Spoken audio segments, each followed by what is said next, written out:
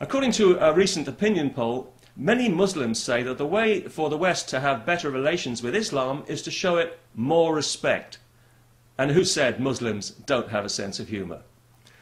Given that Islam is officially above criticism in the West, it's hard to imagine how we could give it any more respect short of closing down all the pubs, growing beards and beating up women who don't want to dress like nuns.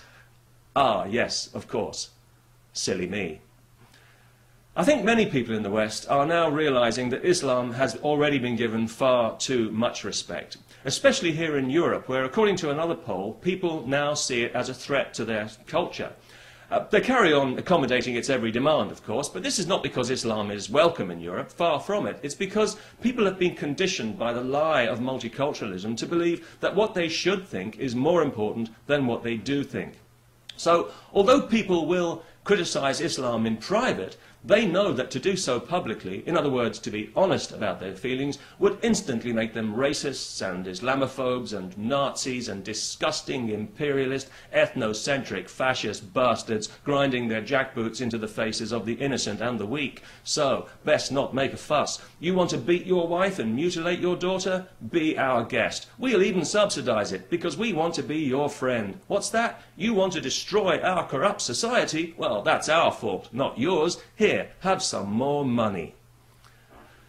This film that's coming out in Holland shortly, which has got the whole country in a state of heightened terrorist alert, is yet more proof that everything in Europe now needs to be measured against the possibility of Muslim violence. Every play, every film, every art exhibition, every magazine article, in fact, our whole culture is now subject to Muslim approval. But then this is Europe, and we have a history of appeasement and caving into threats. Radical Islam knows this and is playing us like a violin. They know that Islam will never get blamed for anything in Europe, no matter what happens. So that, for example, when the Danish press reprinted the cartoons recently, which was followed by a week of rioting by Muslim youths, Copenhagen's chief of police refused to admit that it had anything to do with the cartoons. He said it was because they were bored. Yes, that's right. They all rushed out and set fire to the city every night for a week for something to do. If only they'd had a table tennis club. The whole thing happened because 3 Islamic fanatics were caught planning to murder the cartoonist. Imagine how bored they must have been.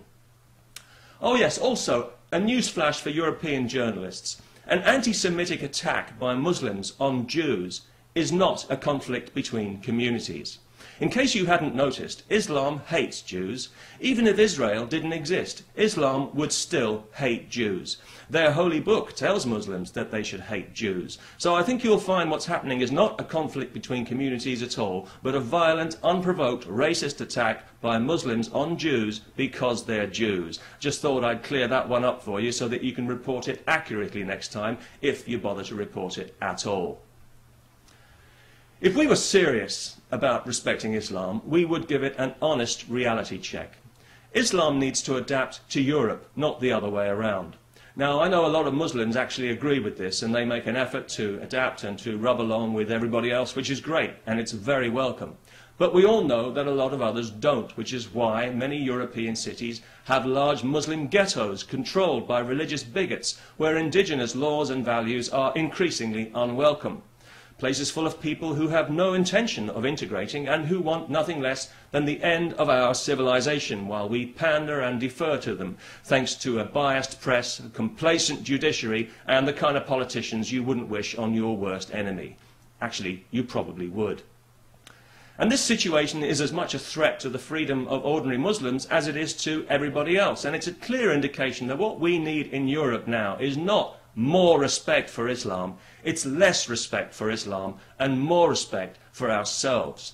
We need to stop pretending, because that's what we're doing, pretending that all cultures are equal, when we can clearly see that they're not.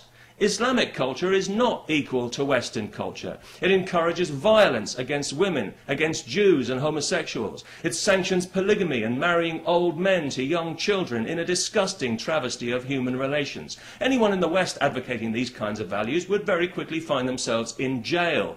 It's not equal, it's inferior.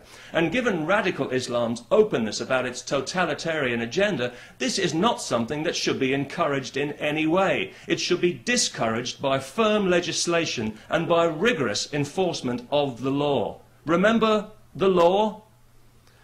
Now, I know that I'm going to be accused of racism and Islamophobia by the usual self-righteous pinheads, but I don't mind because those words have no value in this context. One has been neutralized by repeated dishonest misuse, and the other is just a barefaced lie concocted by the political left in tandem with the religious right in a marriage of convenience which is, well, quite simply beneath contempt. A phobia is an irrational fear. Resisting Islam is not irrational. Pandering to it is irrational. Indulging the lie that Islamic culture is somehow equal to Western culture while ignoring the victims of that culture is more than irrational, it's downright criminal.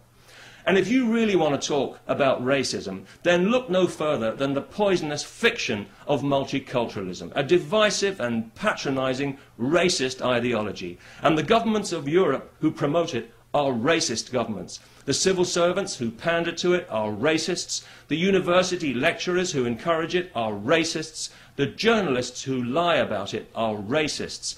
And the ordinary people who say one thing in private and another in public are cowardly, racist hypocrites.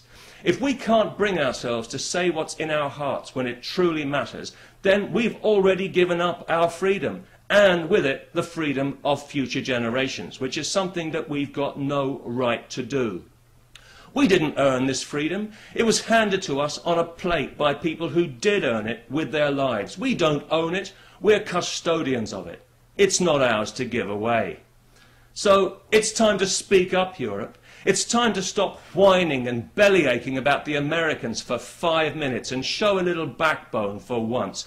Just once.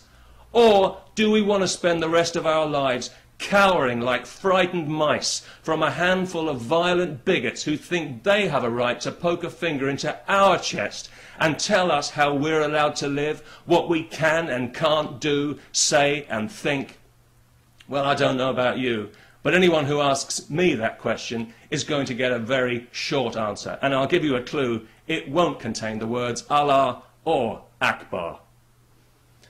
Peace. Wouldn't that be nice?